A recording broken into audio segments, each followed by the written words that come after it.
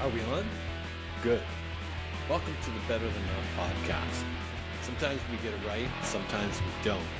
But when we at least do something, we know it's almost always better than not.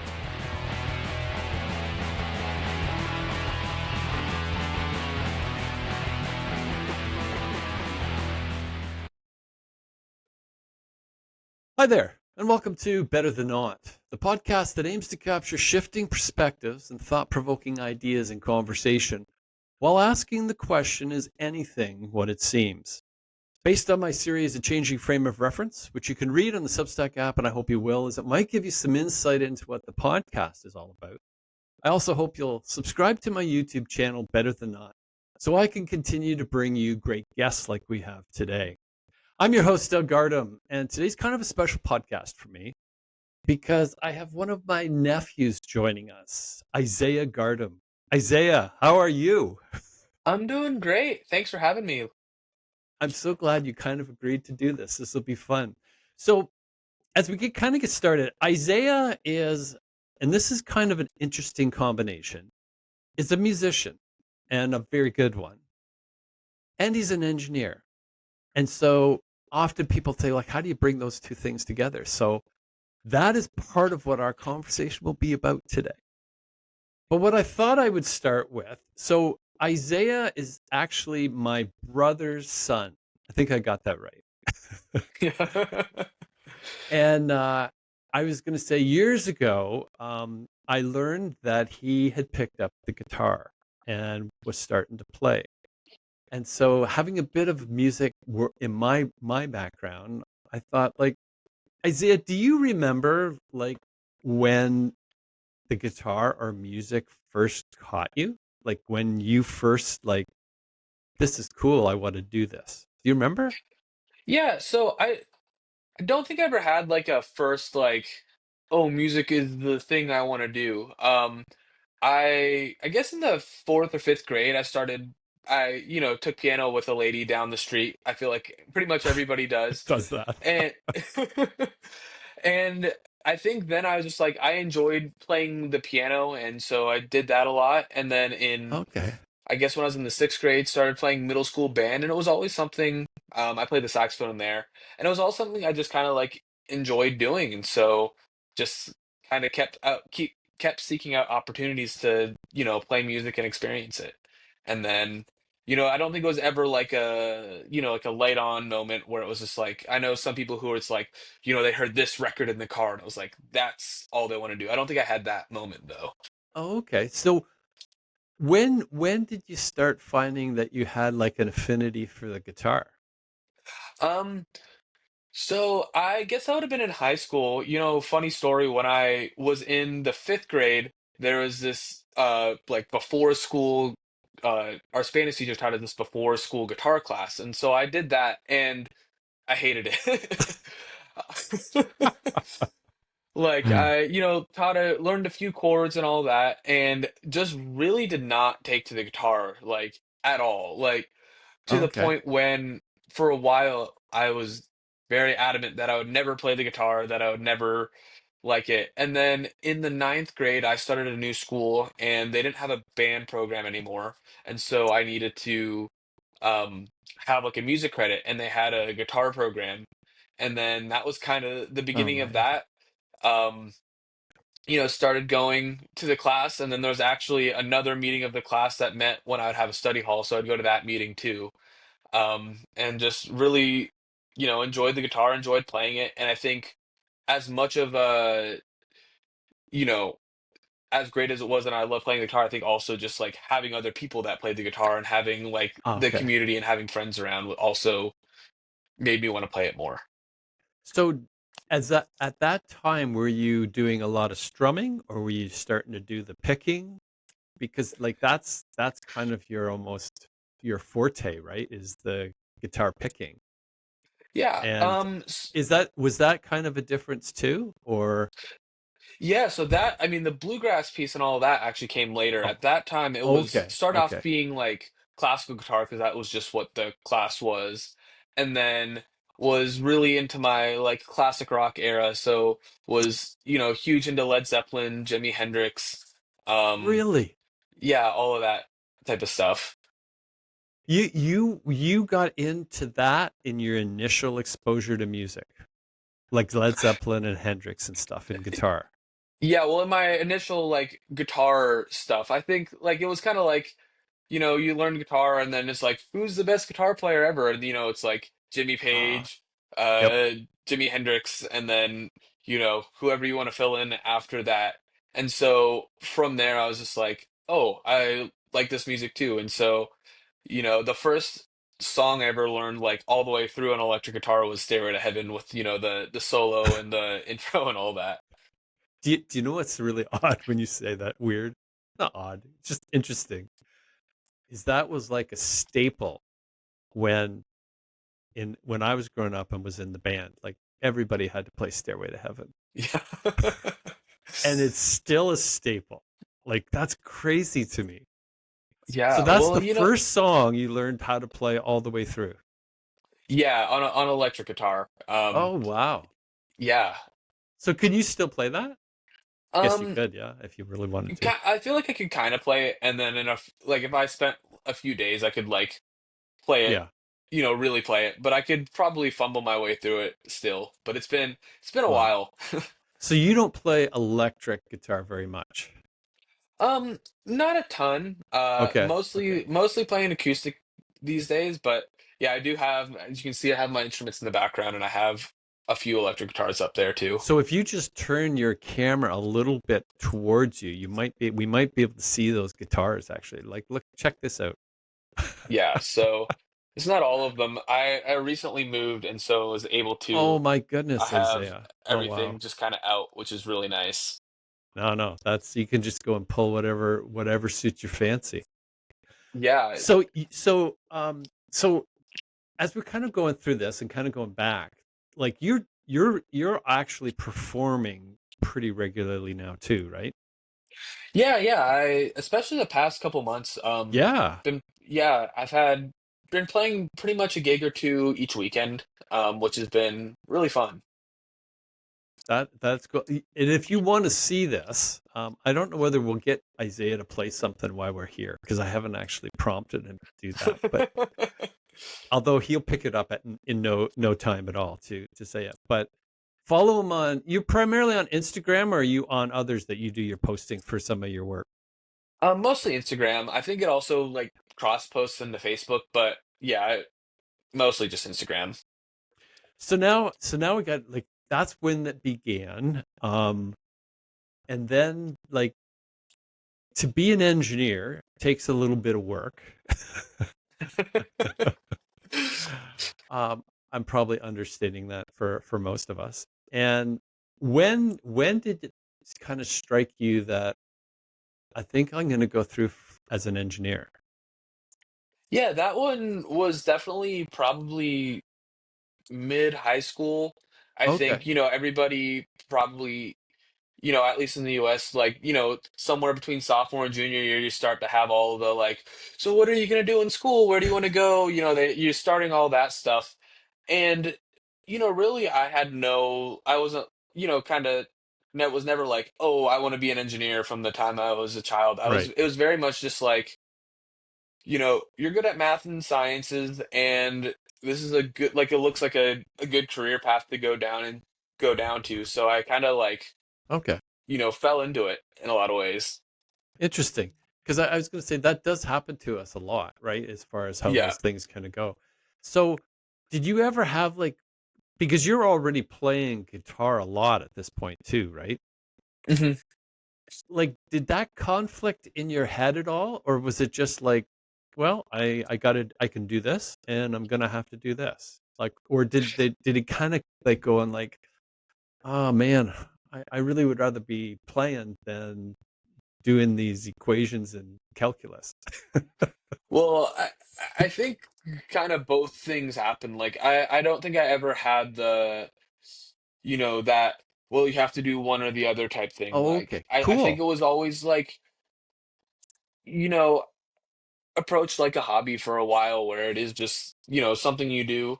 Um, right, and then, I'd play a gig here or there, but it definitely wasn't something I kind of was cool. trying to make my Can you hear me? everyday thing. Um, but then there's also like there's a lot of me wanting to be like I don't want to do school right now. I'd rather play guitar. And I think in a lot of ways it probably helped Now me that's odd. stay sane through engineering school, to be honest. So, but you never had to make that decision. You said you never felt like you had to make a decision over one or the other. No, not in any like real like I'm That's gonna cool. stop playing music to go to school. I think there is definitely, sometimes where it's like, I'd rather be playing guitar or than doing Yes. homework or stuff like that. Um, but I think I always approached it, you know, it was like kind of started off as a hobby anyways. So it wasn't anything where it was like, this is taking me away from one thing to go do another. Um, and a lot of times I think it really did help me, stay sane through engineering school and all of that because it's a lot. And so it was a really great outlet and it was something else to do and it's something else that like, you're always pushing towards a goal or something that you want to do. So yeah, I think it was really great. Well, I kind of always found like engineering also helped, to your point, helped you kind of think things out sometimes. Hmm. And I think of it from a music or a writing or even an art part is that it, I know it's left brain, right brain stuff, but for some reason or other, it gives you some structure in order to help you build the round. And music has a lot of structure in it by and large, right? It's still very creative, but there's also a structure to it. Like especially when you're playing in a band, right? Like you can't just go off playing your own thing. You got to stay connected with what the other players are playing, right? Did you ever find like that you could say like, oh, it's kind of good that I know this because this helps me do this, or vice versa, even. Yeah, I think like, a lot of I think a lot of what you learn in school, you kind of end up forgetting about until you need it again. But I think one thing that I did learn that probably learned in the first 2 semesters is really just like how to approach a problem and how to break it down.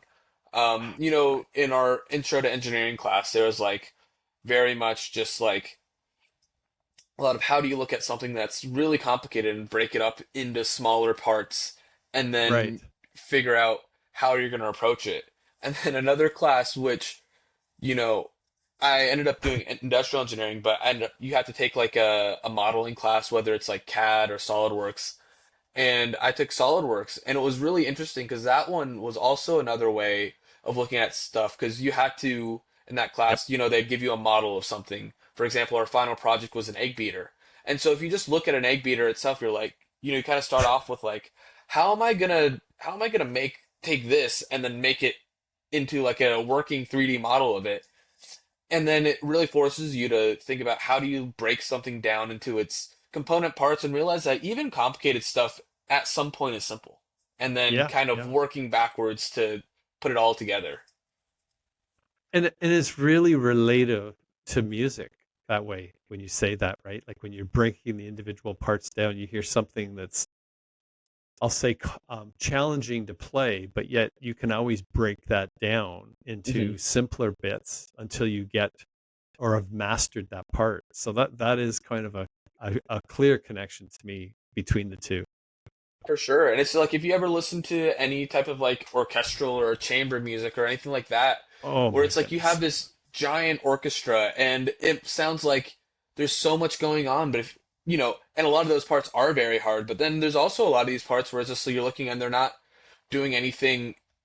It's like itself is just not that crazy of a part, but when you put it all together, it creates this really just awesome musical experience. Well, it's funny you say that because I think recording, like since the beginning when they began, like with the 4 track and 8 track, multi-track, and what it allowed you to combine, that things you didn't think would fit together, like make a song, like it gives it such a level of sound that Hmm. it just changes what the song is actually. Oh, absolutely. Or it's And it's. it's so much of that's almost mathematical, right? Mhm. Well, it's like, if you ever see like a songwriter who has a lot of hits, like play their Uh, song just them versus like the fully produced version, and just, when you add all those layers, how different of a product you can get at the end. No, it's quite amazing. It's like I remember hearing like I've heard famous songwriters like Neil Young or Brian Wilson, the Beach Boys, and well, I wrote that song in like 15 minutes, and it's like wow, that's amazing that happened. But to get it recorded took a lot more than 15 minutes, right? And it's to your point because you start to get people that can like literally broaden that, be it the harmony, be it the melody, and just put so many different pieces into it. Oh, absolutely. Yeah, the arrangement part I think is something that can go unappreciated, but it's so important. Well, when you hear covers of songs that are not by the original artist and different arrangements, that's when to me the arrangement just can just kill for a song. Like I'll give you an example of that. Like it's like um, "Sounds of Silence" from Hmm. Simon and Garfunkel when Disturbed did that and put another kind of, and they're not a they're like be considered a heavy metal band, but how they put that arrangement together with that unique voice, it changed the song like 50 years after it had been written. Yeah, It's absolutely. And yeah, that's totally agree. Like it is crazy you have two of the same song and can almost like get such different experiences from listening to it. so this is now kind of branching right into where like you're very I'll say fascinated. You play this I'll call it bluegrass for lack of a better term. But what has blasted that form of music into the world today? Like it's just like it just seems to be like at one point in time you heard bluegrass at county fairs. Yeah. And like well I'll go back to almost when you said about discovering Led Zeppelin and Jimi Hendrix. And now it's been brought to a whole nother level. Um, do you feel you were part of that, or like how has that kind of come about for you? Yeah, the first answer is I think I can speculate on a few things. Like I think what bluegrass kind of does its general history is it does this. Like, um Okay. in the last 20 years or so, Oh Brother Where Art Thou came out and Alison Krauss and Yes. all of that was absolutely huge. And then it kind of went down a little bit, at least in public perception of popularity. And then now with like the Billy Strings thing and Sierra Farrell and all of those people, my best guess with that is I think people are looking for something that kind of feels authentic. Like at the end of the day, the Ah. music is pretty, what you Yep. see is what you get. There's not a ton of, external production things. There's, all of the studio tricks I think still exist, but it is like it's Hmm. basically like a me to you thing. I think there's also like an energy that, you know, a Okay. lot of the really popular stuff, which is like the jam grass type stuff, it's also like adjacent to the Grateful Dead scene and all of that. And so I Okay. think you kind of have like kind of the merging of those two things and people are just really into it. Well, when you just caused a bunch of things to kind of pop into my head because I was thinking the conversation around you used the word authentic Hmm. and live music. We're on our devices. We hear AI is creating everything in the music world now. There's something about the human part of it that when you can watch an artist perform that you just can't do. Um, like it'll sound neat, but it doesn't have the same connection with us for some reason or other. Hmm. So it's interesting that you kind of brought that comment up because you mentioned Billy Strings. Um, this is not bluegrass, but I think of Marcus King as an example. Young guys that are coming out and they can really play. Like this is not a robot. This is a Yeah. human, right? This isn't AI production or something to that extent. This is like another human who's taken this art form to another level. right? Hmm. Yeah, and I Which think is really intriguing. yeah, it for sure is. And I think kind of with that, I think another thing is just in a world where we have access to everything, like, pull out this Ah, and then I have access yes. to basically every single song that's ever been recorded. I think a lot of people are craving something that is, special to the moment for them. And Right. so, like, a lot of these shows, every night's going to be a different show. Um, something's going to be a little different. Like, there's obviously, set lists and there's a lot of things that are the same. But, Right. like, even if it's just like a solo is a little different, I think that people getting something that's like, feels like they're part of like an in group where they get something special because they're there that night. I think that's also part of it as well. Interesting. So in that sense, you think live performance is just going to expand. Like that's going to become part of our world in a big way. Um, I hope so. Like Yeah, I guess I so. think there's a lot of other challenges facing the music industry, but I do think that people like I think that's one of the draws to live music is like just you kind of get like a special thing that just you get to experience it with other people in community and something that Yes. is for you in the moment. So with that, how how is it for you to perform? And when I say that, is this something that when you're on the stage you can't think of being anywhere else? Is it a up until you're on the stage? Is it a bundle of nerves? Is it just another place to play? How is the perform? Because you're performing quite a bit. It looks Hmm. like how is that? And is that something that is? Um, I know this is a two-part question, but is that something for you that you really embrace and like, or would you rather record and be in a studio just playing your stuff? Yeah, so I think, a lot of it depends on the gig. I find that generally I don't get like a ton of nerves. Like if I have something that coming up, especially something that, that I have to prepare for, I won't really feel nervous up until like probably I'm about to walk on the stage, which is, its Okay. own Yes. its own thing of like, I think when you get nervous for something like a long time before, you can kind of do a lot of stuff to prepare for it. But, Right. a lot of my stuff is just like the physical manifestation of that. So I kind of don't necessarily get nervous until I'm playing the show and sometimes even like into the show.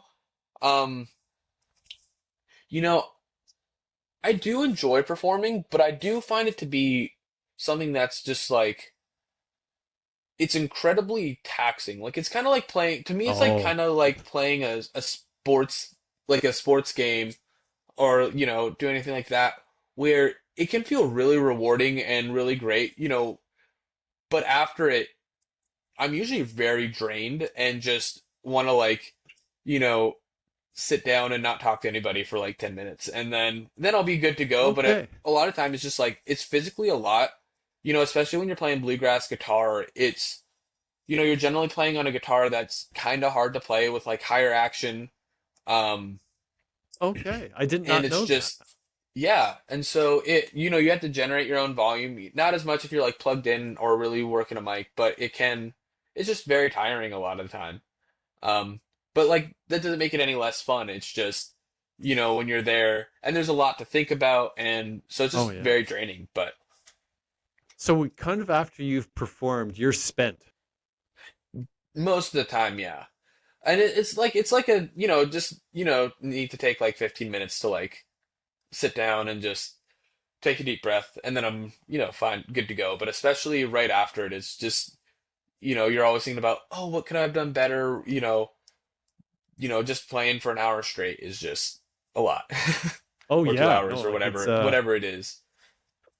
I um marvel at this a lot because like locally here, we've been attending a number of concerts, mhm, and they're primarily classical music oriented.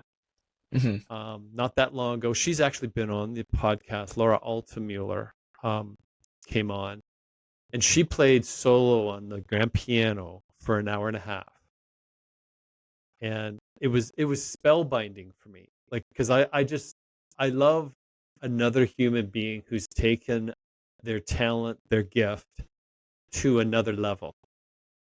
And when I saw that, I'm kind of like, I just marveled like that you can focus for that length of time. And that's kind of what you're doing now. And it's Yeah, like, but I mean, playing solo piano though, that's a whole like that would be, you know, yes. that's astonishing to me. Like, because when Well, it's it's just you too, it's like it's just you. yes. It's just, I mean, it's another kind of form of performance, right? Hmm. And so that's why it's kind of neat. And so now I think most of the time you're performing with a couple of other musicians. Yeah, usually in like somewhere between three and five people. Okay, so that's kind of cool. And your instruments are not what you normally would find in a rock and roll band No, in the so sense of yeah, explain the kind of, because to me it's fascinating because this is a lot acoustic only too, right? yeah, it's acoustic only. Like, except for maybe bass. Sometimes you'll have someone play like a, not an upright bass, an electric bass. But yeah, Oh, you so will. Okay, okay. yeah, but that's the only exception.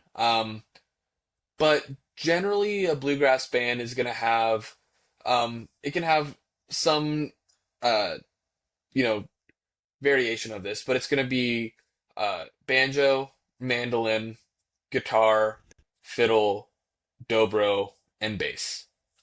Yeah. Um, yeah, and then the dobro is like not as often, and then the other five are generally pretty standard. No, because that's like that's what I'll see regularly when I'll see a shot of when you're playing or when I'll see some other artists that are out there. And I mean, and the other parting to me is the picking. Like it's unbelievable. Even watching you sometimes, it's like, man, oh man. How long do you practice on a daily basis? It varies. I don't practice as much these days. Maybe, I try and get maybe like at least an hour in, maybe two. But that's still pretty inconsistent. I think at my Yeah. most I was practicing maybe like three or four.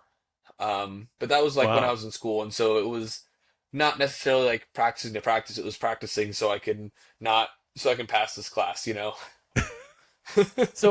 So let's go back there a little bit. So you come out, you've got your engineering degree, Hmm. and as some would say, you're the rock and roll star of college, and um, you decided to do something a little different, and so you Yeah, went back and did what? yeah. So I went to Berklee College of Music. I started in 2020, and that's kind of most of the reason I went. So, um, at some point, at school, I was like, I just hate this. And I just on a whim applied to Berkeley. And then at first I was like, I'm Wow. not, I mean, might not even actually go to the audition, and then I eventually, went to the audition and then was like, oh, I'm probably not going to go. And then COVID hit. And Ah, I didn't have okay. a job lined up after school. So I was just like, I'll, go for a year, see what happens. My parents, you know, funny enough, I was more leaning towards like, I'm not going to go. I'm just gonna hunker down and get something Sure. figured out for after COVID. And they were very much like, no, you should go. You should, and they encouraged me to Cool. go. Um, and then ended up going to Berkeley just for about 3 years, and then Yeah. graduated. And yeah, it was a really great experience. So how did what did that do to your level of play and performance and I'll call it music knowledge, so to speak? I think it just like sent it through the roof, really. I think just in general, being just around people who are really great at music all the time, just that in and of itself, um, I think there's just no way you can not get better. Like, and then just like all the classes were so great. I learned a lot in those of just like kind of just raising that just base level just so much higher. Um, it Wow. gave you a way to think about and internalize music. We had to take like harmony classes, ear training classes. Took some lessons with some really great professors. Two of my great private lessons teachers were Lyle Brewer, who's based in Boston. He does a lot of like just a lot of instrumental music, fingerstyle, electric guitar work, just kind of everything, and he's great. So he Learned so so much. he would have would Lyle have music out? Yes, Lyle has music out, and it's really good. One of my favorite tracks from him is Cool. sorry, I'm looking up my phone to remember to I think it's called You Were Just a Kid. Um Okay. and it's just this beautiful uh just fingerstyle type thing, and it was just gets me every time. And then the other person I took lessons with that I really learned a lot from was a jazz player named Cecil Alexander. Uh, Okay. he he was like he had blown up on Instagram over the pandemic and then started teaching at Berkeley.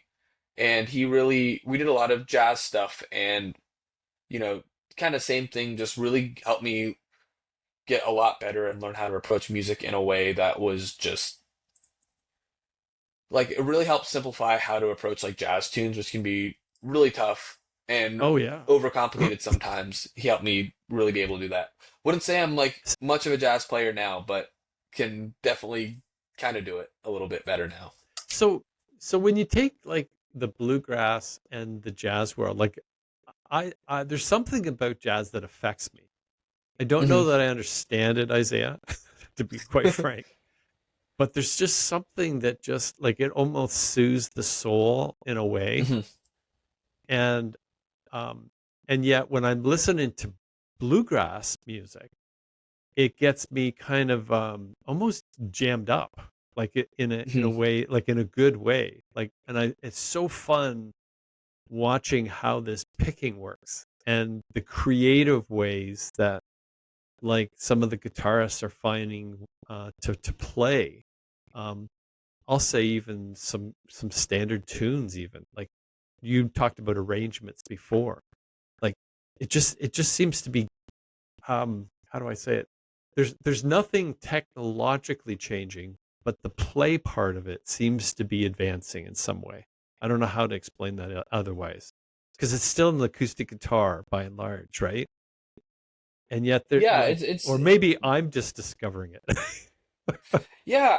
I mean, I think it's probably a little bit of both.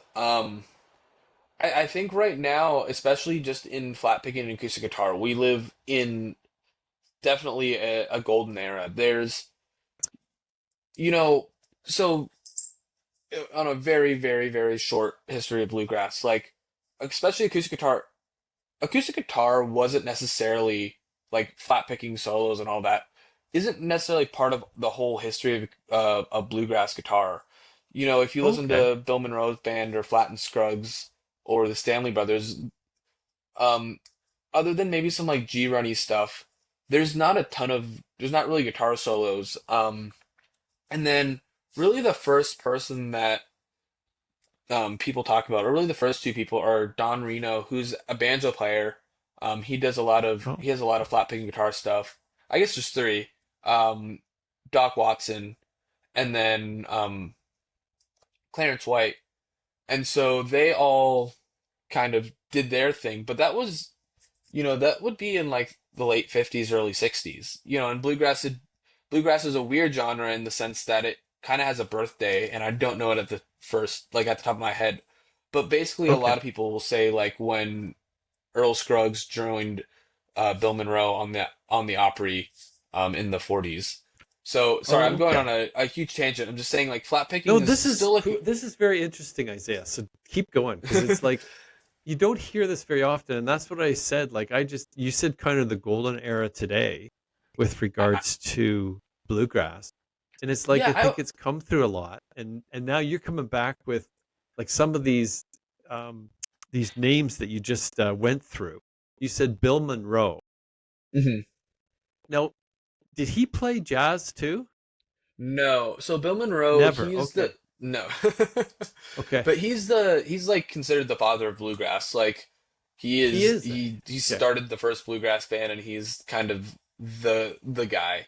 Um So he started his band, and it kind of went through a lot of different iterations. But when Lester Flatt and Earl Scruggs joined, that was kind of really considered like the beginning of bluegrass. Oh, okay. Okay. And this is like you're saying late 50s, early 60s or sooner The than the that? Bill Monroe stuff, this would have been in the 40s. Oh, okay. Okay. So that's like 60, 70, 80 years ago. Yeah. Um, but then, kind of going forward, like in the 70s and 80s, the big bluegrass guitar guy was Tony Rice. Um, Now, you've mentioned Tony Rice before yeah. to me. So Tony Rice is the best. His playing style is just incredible. He's a great singer, great rhythm player, just could really do everything. He was involved in like a lot of like really important bluegrass movements, like kind of in a neo-traditionalist thing with a band called the Bluegrass Album Band, and then also Okay. with a lot of like jazz grass, space grass stuff. He was part of David Grisman Quintet, which is kind of like a bluegrass jazz fusion type of band. It was like Okay. a bluegrass band, but then they did bluegrass jazz fusion, and then he has a lot of just incredible hint like singer-songwriter stuff where he's covering a lot of like Gordon Lightfoot songs is one of the big Oh, ones. wow. Um, Really? yeah. So what Gordon Lightfoot song? Um, so like, oh, now I'm gonna blank. Let me I'm not trying to get you a like, pointed yeah. question. It's So I just like know he did at like Edmonds Fitzgerald. he did? He did. Yeah, it's on the album Church Street Blues, Home from S- the Forest, Let It Ride, Bitter Green, Oh, wow. Shadows, Walls, um, Early Morning Rain, Cold on the Shoulder. There's a bunch more. I just wanted to look up the name to make sure I didn't accidentally So misattribute any of them. was that Tony Rice, did you say? Tony Rice. Yeah, So he did a cover of the Wreck of the Edmund Fitzgerald. he did. It's Wow, a I really did good not. cover too. Well, I was going to say it's funny. I won't go through it here, but I recently had Barry Keane on, who's the drummer Mhm. for Gordon Lightfoot, and he told the story about how they recorded the Wreck of the Edmund Fitzgerald, and it's mind-boggling. Oh, I'll have to go. I haven't listened to that episode yet. I'll have to go back and give it a it's listen. it's to hear him tell that story. It's just you see the level of musicianship that goes on, but in a very very short, like they recorded that song once, and Really? that's the what we listen to. And when I listened to the record of Edmund Fitzgerald when I was younger, I always thought, wow, that's a well orchestrated and arranged song, like, and how it builds and how they recorded it is just not like not that way at all. So now you tell me that Tony Rice did a cover of that. Now I'm fascinated to even hear more about that. So Yeah. that would have been in the late 70s, Isaiah? Uh, yeah. So Church Street Blues came out in. Uh, oh, sorry. This one is in the 80s. So this came out in 83. Okay, that would be fair. So you've also talked quite a bit about bluegrass and jazz together, Hmm. which I I as a I'll call a layperson wouldn't connect those two together at all. Yeah. So what brings those together, do you think? Like, is it the musicianship part of it? Is it the note? Like, how would you combine those two? Like, why would you actually use the term bluegrass jazz fusion, right? Yeah. So I think a lot of it comes just from the fact that like a lot of bluegrass is improvisation based, and so Oh, like I think the really? natural yeah. So most of the solos that you hear are gonna it kind of depends on the band, but a lot of the solos you're gonna hear are gonna be improvised. Like they're not playing the same solo, night in and night out. Some people are, Oh, but there's okay. a lot of like improvisation. And then kind of in the community aspect of it, there's a really, if you just go to a jam with friends or doing all that, that's pretty much all just gonna be improvised. And so I think you take that spirit and then you're just like, what are other tunes that I can do that to? And then I think the other thing that happens is just like especially once you get into a lot of the more like modal stuff like kind of blue and all of that where it's more, you're not playing over a ton of chord changes, you're playing over, more longer chord changes and kind of or like one chord for longer. That's very similar to how you would approach a bluegrass song. So when you say kind of blue, are you talking of Miles Davis? Yeah. Okay, so that's another like a stellar album, right? Yeah, it's a great Because you album. just said it was like you said it just like it's a standard, like everyone knows that. That's so Yeah. cool. So I'm asking these questions, and you're trying to give me a nice flow of how bluegrass started. So you're into Tony Rice now. Tony Rice was kind of the next big, you were saying, kind of bluegrass and kind of coming of age, so to speak. And that was 70s, 70s, 80s. 80s, even the 90s, like but it was like kind of that era, late. Oh, okay. Yeah. So, um, yeah. And so now what we're looking at is kind of this new, I'll call it resurgence that's come Mhm. about that has a few figureheads as well, right? Yeah, so like a lot of the younger people, and I say younger with a wider breadth, but um, no, I mean because there's people who have been around for a while too, but Billy Strings is, obviously everybody's into him. Um, Yes. Brian Sutton's incredible. I don't know if you saw, but Billy and Brian released an album I think earlier Oh, this wow. year where they had done a duo show together and they recorded that and they're doing a bunch of like duo stuff now. Um, Did you say and then a, that was Brian Sutton? Brian No, that's Sutton. not Brian Sutton. Sutton. Okay, Yeah. that's interesting to say. So to that point, what do you think kind of brought this back to prominence? Like, what do you think? Is it a new creative look at it? Is it a new like energy to it? What like do you like? You speculated earlier on, and I really liked how you did that. Like, what's your picture on what's happened? You know, I'll go back to the authenticity thing. I think it's Okay, hard for me to speculate really though, because it's, you know, I was trying to think of how to say this. Like, I think it's hard to speculate sometimes when you're so in the weeds on something about how the mainstream reacts to it because like the things that get right, me excited about different types of music probably aren't what gets most people excited. But I think like right. if I were to really take a guess at it, it is like it's a great mix of like it's feeling authentic. Like I think the songs feel real a lot of times. I think and the other thing is like it's just impressive. At the end of the day, like they're good and they're like you can see that they're good. I think that's something that just matters. Uh, Billy puts on a yes. great show. Um and then yeah, I mean, other than that, I think it's just must like right place, right time as well. Well, I mean, there's a huge part of that in all of this, right? That Hmm. that kind of gets forgotten. I know another person I was thinking of that I think you went to school with him was Luke Black. Yeah, yeah, me and Luke went to school together and know each other very well. And it's probably because I saw him on Instagram and liked him, so I see some of his stuff too. But again, another guy that's really working, right? Like doing a lot of stuff.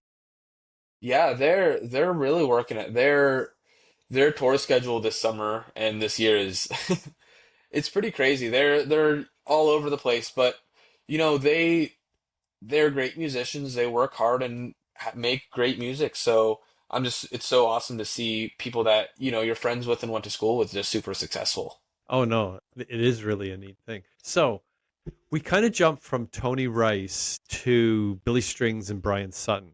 Hmm. Were there things in between there that you wanted to kind of add to it to broaden your, because part of this to me, Isaiah, which is kind of cool, is how you described, like, there's a mainstream look, but then there's kind of another level, and this is almost everything is like this, and that's what I'm trying to get at, is that other level that gets you excited, that's not necessarily the mainstream, where you're listening to like really good musicians that have Mhm. some really cool things to like what they're playing. And you said authenticity, they're real, they get it. Were there others in between those that like kind of like, wow, this guy I can learn a lot from? Yeah, oh, I'd actually say Brian is probably one of those in betweens. Like Oh, from okay. he started playing in Ricky Skaggs' band in, I want to say the late 90s, maybe 96, 97, and has just been one of the guys, just one of the big names in flat picking. And he's done a really good job of like, he runs a camp and his thing has just been, I think, really fostering a flat picking community, which is really cool.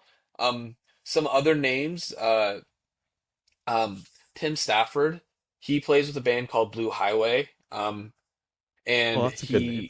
yeah, he's just, he has a very unique style. It's very, call it floaty in the bluegrass world, where it just means he has like a lot of ringing open strings and is like playing a lot of like waterfall kind of sounding stuff. And so he's really cool. A guy named David Greer, he may be the most creative flat picker. He could find a way to play a tune, you know, he'd play the melody every single time, but every single time you're just completely enthralled. Um, Another guy, probably my favorite flat picker of all time, is a guy named Grant Gordy. He's, I mean, he Okay. is a jazz player, um, and he is like every time I hear him play, it's just this incredible, it's just something about his playing that every time I hear it, I'm just always amazed and blown away. He can play, something super heady, but then also something just like really down to earth and grounded at the same time. Oh, Um, cool. and And another, that's what I got Greer. What's his first name? David Greer. David Greer? Yep. Interesting. Okay. Yeah. And then the last one that I can think of that I really like right off the top of my head is a guy named Chris Eldridge. He also goes by Critter. Um, and he was a member of the band The Punch Brothers, or still is a member of the band The Punch You've Brothers. mentioned the Punch Brothers before to me. Yeah, Okay. they're an incredible band. All of them are just next level at their instruments, and they're a bluegrass instrument, like their instrumentation is a bluegrass instrumentation, banjo, fiddle, mandolin, guitar, bass. But a lot of their music is super highly arranged. They have some pieces that are straight up classical pieces. Then they also have some music that's like almost kind of like indie pop, but it's really, Okay. really like high level of that. Um, but my favorite thing about Chris's playing is he has this honesty. I jammed with him and Okay. taken a few lessons with him. And there was one time where I was at a jam with him and we were playing this tune, and it was one of the most beautiful things I've ever heard. Oh, really? And yeah, and his way of accompanying and playing backup as well is just so creative. I've learned some of these Punch Brothers tunes in the backup, and I've had to ask him, like, "What are you doing here?" And it's like just the most crazy thing. And you can tell he's put just a ton of care, and is also genuinely the nicest person like ever. So That just adds to the persona of these performers, right? yeah, yeah, You know, when you yeah. say that, it makes me think of, and this is not a musician. This is a Chris Rock thing, but he was comparing a marriage to a band, and it's kind of what you just said about, um, well, the Punch Brothers, but um, the Punch Brothers. What was his name again? I've got so many. I got Dave Greer in Oh, my head now. yeah, Chris Eldridge. Chris Eldridge, and how you described it. And what he said is, in a marriage, and this is kind of like a band too, if you're the not everybody gets to be the lead singer, the the the the upfront guitarist. Sometimes you play in the tambourine. But if you're playing the tambourine, you have to play and be the best tambourine player to make that band come together. So when you kind of spoke about Chris Eldridge, that's kind of how you made him sound. Like whether he's the out front person or the one behind it. Because like when you're playing in an ensemble, like it, yes, there's different places, but everybody has to play to make it fit together, and you got to play it as well as you can, right? Absolutely. Yeah. And that's kind of how you described him. You said it didn't matter where he was playing, he made the song better almost. Yeah, no, absolutely. Yeah, anytime I've gotten to play with him, there's always like a wow, like I wouldn't even have thought of that, and he Oh just wow. it's yeah, it's So awesome. now so now we've got a great painted picture. I'm not interrupting you here, Isaiah. No. I hope, because we've kind of gone through, and I got back between Tony Rice and Billy Strings. So we got a whole. So Dave Greer and Chris Aldridge sound like two. The Punch Brothers. Those are all great things for those listening to follow up on. How does this all come together for Isaiah Gardham to perform and play? Like, because like you've got like an encyclopedic knowledge of all this, and this obviously comes out somehow or other between your picking and finger playing on the fretboard. Or do you even think of it that way? Like it's does it how has it affected your playing and what you perform? Yeah, I think that's kind of it's an interesting question. Because I think on like one side, when you're playing, you're not necessarily thinking of, or I'm not thinking of that. I'm just kind of playing. Yes. I do think there's just, you know, a lot of these guys have transcribed their solos, so they're, and I've listened to them so much that a lot of that stuff is just kind of there, and so there's a lot of yeah, I think the influence is just kind of there. You know what I'm Right, saying? right, That's probably absolutely. that's probably a kind of a non-answer maybe, but um yeah, and I think there's an interesting thing that's just really cool about the bluegrass community is that I of my heroes that are still alive, I know most of Mm, them. Um that's cool. That's cool. yeah, and a lot of them you can text, and it's not like a in a name droppy way. It's just because um It is what it is. it's a community, and so it's a relatively small community. Most of these people that it's like, oh my gosh, if you walk down the street, most people aren't gonna know who they are. Which Right. is so it's like a lot of these people you get to meet them and have conversations with them, and I think not just their playing, but also like their insights, their stories, their everything. I think that has just an impact. Well, it's the reason why I asked the question is because when you were describing, and I think it was Chris Aldridge, Hmm. you were saying about he played something, and you said, "Well, wow, I never thought of playing it like that." Right? Yeah. And I wondered, like, are there other things that you're not necessarily are even aware of it, right? Like, because I used to say this about like even in the business work world, there'd be the book of the month to read, and people would read a book and then they want to apply what they came out of the book with, right? Hmm. Be it Six Sigma or whatever. And I said, I don't really feel it's like that. It just becomes you absorb it, it becomes part of you, and then it comes out in some manner. And that's kind of where I was wondering, like with all of these players that you've had exposure to, you're friends with, they're part of the community, that obviously expands your um, catalog of things to be able to do. And I just wondered how you saw that, but at the same time, you don't necessarily can articulate it, right? Because it's just who you are. Yeah.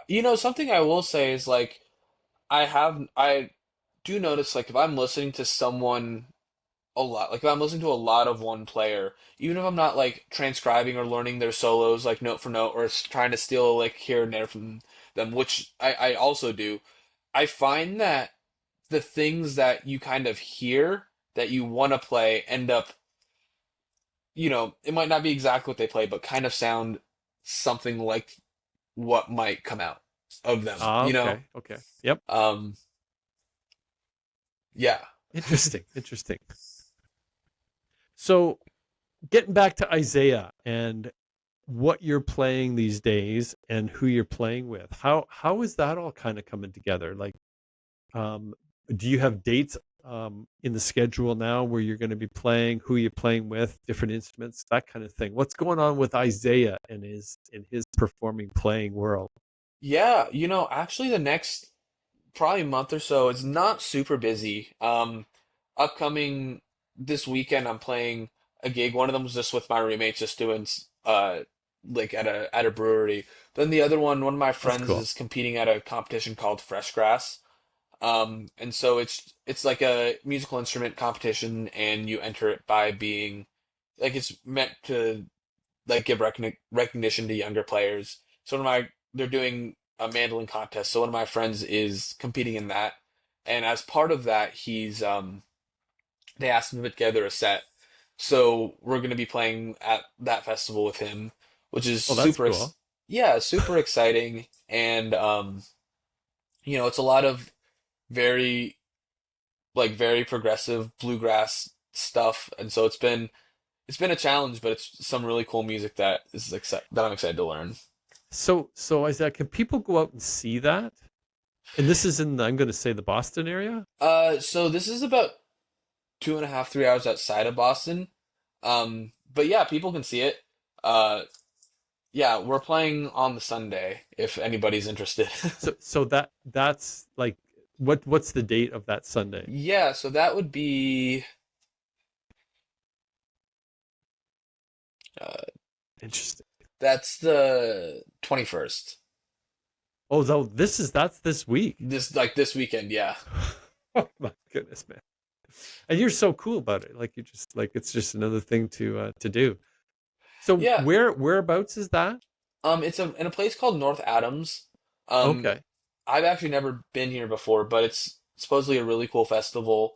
Um, it's a, my understanding it's like a small little town, kind of, Western Mass. Okay. They have mass mochas there, so like it's a big art museum. Um, but I've heard it's a really cool place and an awesome festival. Oh, that's neat. So you have that coming up. Do you have other things that are kind of branching into the October range or not yet? Nothing crazy. Some stuff will probably pop up, but been working on some new music with some friends also to almost a very similar band that I'm playing with this weekend. But um that's a lot of that. We're kind of in the we want to get everything arranged and put together before we really, Sure. start performing it. That's pretty cool. So how would I say this? So by day you work in the engineering environment and by night you work in the bluegrass playing environment? Yeah, I'd say that's pretty accurate. And weekends too. So you're like two people in one. Yeah, I guess that's one way to put it. So are you like, will you like rehearse like a couple times a week, or how does that schedule work for you with this new band that you've created? Yeah, right now we kind of rehearse every couple weeks or so, and then it's just like, everybody goes back and learns some music, and then we kind of review the old stuff and then put the new stuff together. Do you have to get a rehearsal hall and stuff for this, or can you just do it at No, somebody's place? another great thing about bluegrass is because it's all acoustic instruments, at the end of the day, it's not that loud. True. And so, yeah, we all just do it at pretty much all at our houses. So we'll kind of rotate through and go to different people's houses and do that. So are you, when you're, because we've talked in the past about writing Hmm. music a little bit. Are you still finding things that you're able that you practice, that you play, that kind of almost awe you, like, are like, I did that, that's kind of like, I can play that, like, do things still pop up in your world that are like that? Oh, for sure. I think that happens a lot, like almost retrospectively. Like Okay. this year, I wrote a few fiddle tuner arrangements for a contest, and um, didn't end up winning, sadly. But I was like, wow, I wrote that. That's really cool. And then it was very, I was like, wow, if 18-year-old me had seen that I could like play that, it would have been like, wow, which is, Really? always a great feeling. Oh, and so you even recognized it, which is even better. That's very cool. So I haven't asked you this, but I have to broach this subject because it's so much in our world around here. But and you mentioned authenticity earlier on about like real playing, but in the engineering world, in your engineering world, I'm sure you're faced with AI and artificial intelligence stuff that's going on and being developed daily. Do you see that in the music environment at all? Or and is it a do you think it's a hindrance or is it helpful? Yeah, I mean, I think it exists in a lot of ways. People are definitely using AI to generate music. I think like anything. So my general thing is, I think in theory, it can a lot of it can be used for good, and I Right. think it can be used for great things. I think in practice, it's not probably going to end up being that way. Like I think it's um like I think it can be a really great use as like a writing partner, have ideas or stuff like that. But I think in reality, what it's gonna probably end up doing is just be used as a way to erase musicians from performing. You know, It's gonna be a use to what? erase. Like I think Oh, I people are see. like, and not from necessarily like artist made music, but I think especially once you get more and more into like all the music that happens, in like commercials or like all of that Right. stuff. Yes. I think a lot of that stuff, if it becomes AI generated, is going to end up being like where it's really a hindrance. Well, it's interesting you mentioned a word community with regards to bluegrass. Hmm. And I sometimes wonder whether like I talk a lot about this, but there's a connection between us, between people, Hmm. and that connection comes through community. And it seems like the bluegrass world, because it's I'll call it human generated, so to speak, that there's something to be almost gleamed from that, to be like learned from that, that is kind of powerful in many ways. To do you see that in any way, like as far as being a how do I say it, being beneficial to us who are kind of confronted? You pick your like your phone up, right? I mean, like Yeah. we have these on us all the time. We virtually can find anything out we want to know fairly quickly. Whether it's right or not or accurate is another question. But how you've described this community you're part of in a music sense, kind of in a way is like a refreshing um, human activity, for lack of a better term. Do you see that at all, or is it just part of what you do? No, I think I am pretty reflective on the community aspect of bluegrass. I think for me, like especially, I didn't grow up listening to bluegrass as you you probably know, like my parents aren't necessarily really into bluegrass in any way. Um, And I don't think I was particularly drawn to bluegrass music in any way. Like I actually got into it on a whim. I had some friends who had a band and their guitarist couldn't make it because he had to go to soccer practice, more or less. And so they asked me to do it. And I think what really kept me like in it is like I did like the music, but it was like really like it's the community. Like you get to go to play with people. Um, and you get to just hang out with people, hang out with your friends, go, play music with your friends. Like what? I just can't think of a better day than that. um, No, very true. and you get to be part of something like there's a lot of, I think it's really interesting because you can, we do have these and you can do all that, but like there's so much history and stories that you get that are never probably going to be written down, or if they are, they're Right. going to be hard to find, that you get from just being able to interact with community. Or like even another thing of like Spotify, there's and this is probably a specific bluegrass thing, there's a ton of recordings that no one really knows about, or that are just like very secret. Someone's like, you hear this? And it's like you're not going to find that without being in community. Right. Um, Right. and I've come to the conclusion that the reason that most people like things, like I think the thing itself always matters, but I Mm. but I think a lot of the reason that people are into a lot of different things are more so the community than actually the thing itself. Ah, interesting. I like that. Like the thing It's matters. Like you have to you I think you have to like it and all that.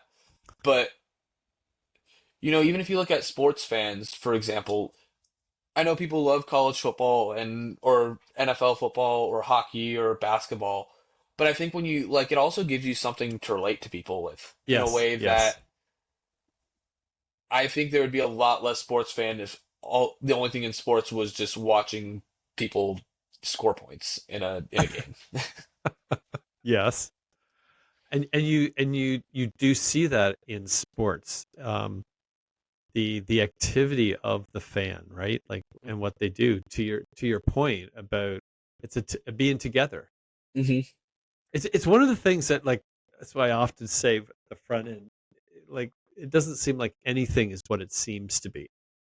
And often, like that, like, even how you found bluegrass is kind of accidental as you described it. Yeah. You didn't spend a lot of time analyzing it, just kind of fell into that. And sometimes I think there's something in us that really likes that part that's not kind of pre-programmed, that's with other people. Hmm. It's a pretty big subject actually in the podcast of community, because I don't think we realize. I think you found that, which is neat in the bluegrass community, and other things that you do. But I don't think we understand how badly we need each other.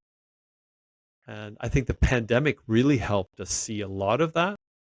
But I see it even in the communities I'm involved with out here in BC.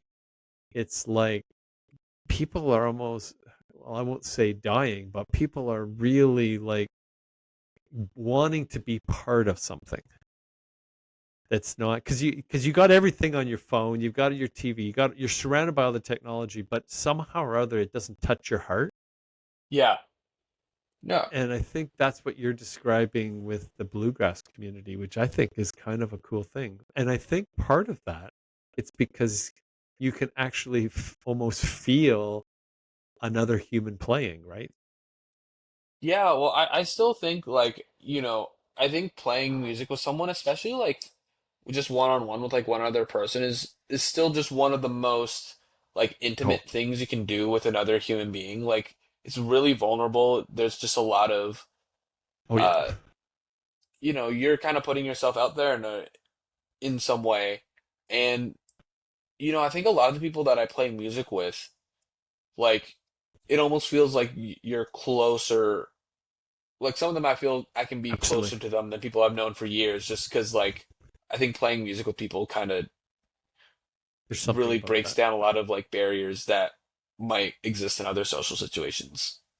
When you say that, Isaiah, I can't help but think back to being when I was in a band back years ago, and when you got that song right, playing together and connected, there was just some kind of special feeling with that you, like, you played the whole song start to finish, but you all played what you were supposed to be playing as connected. It's like the sum of the part, it's greater than the sum of the parts, right? The whole is Hmm. greater than the sum of the parts, and you get to experience that kind of whenever you're with the group.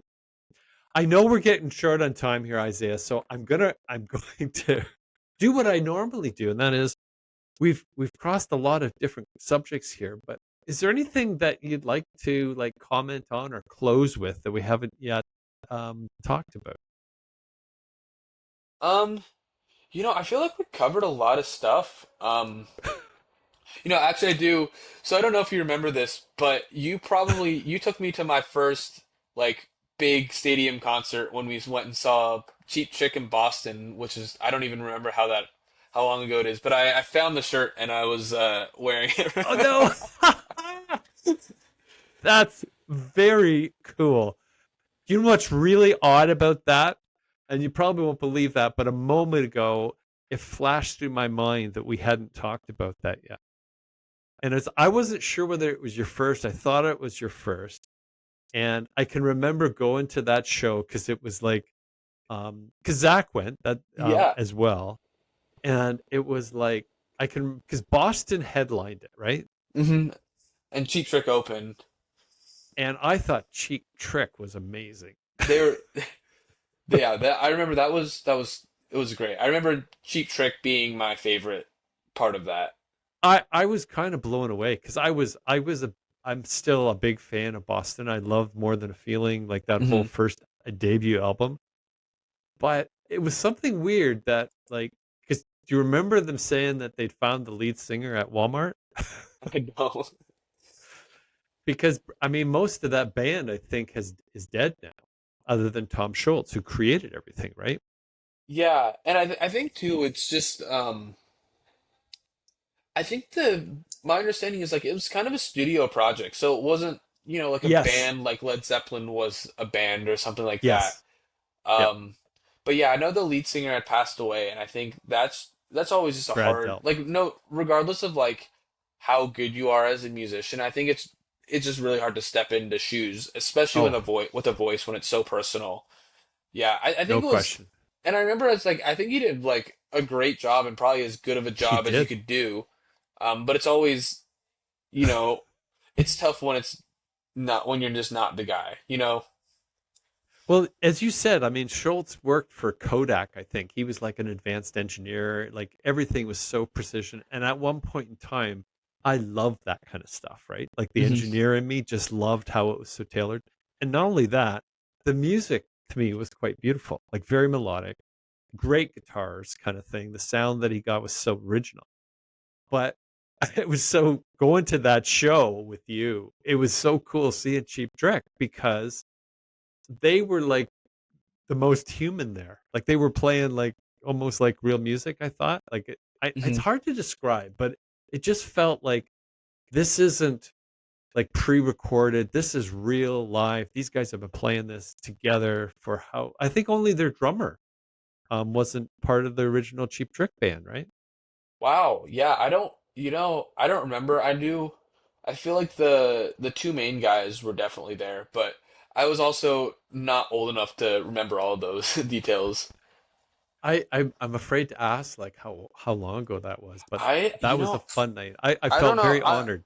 I think the year's on the back of this shirt, so when I'll take it when I take it off later, I'll text you the date. I am honored, Isaiah, that you wore that shirt today. That just kind of made this whole discussion like really cool. Like that's a very I'm so glad you remembered. Yeah, no, that So was a great night. So I know you're getting tight for time, so I'm gonna say let's wrap up.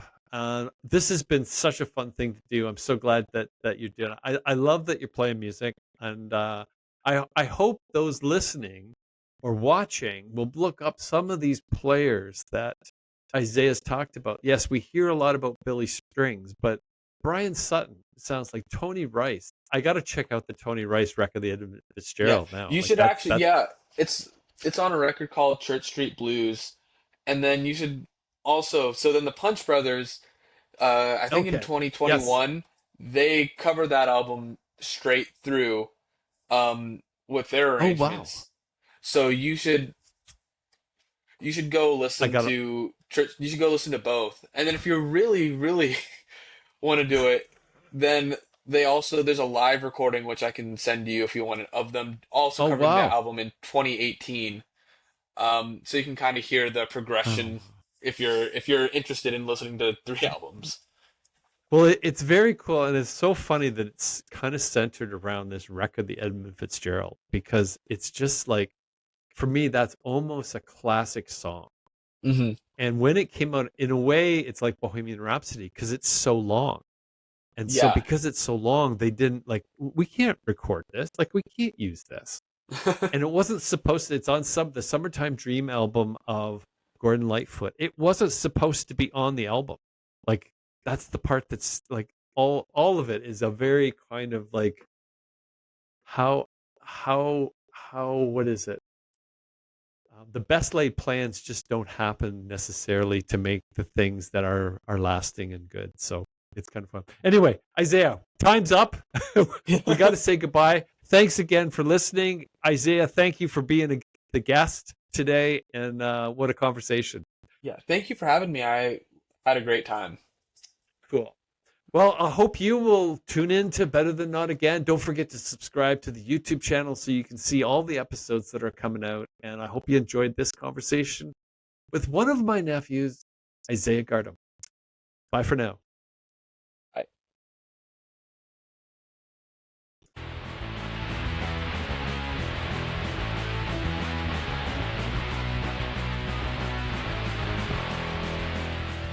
Are we on? Good. Welcome to the Better Than Not podcast. Sometimes we get it right, sometimes we don't. But when we at least do something, we know it's almost always better than not.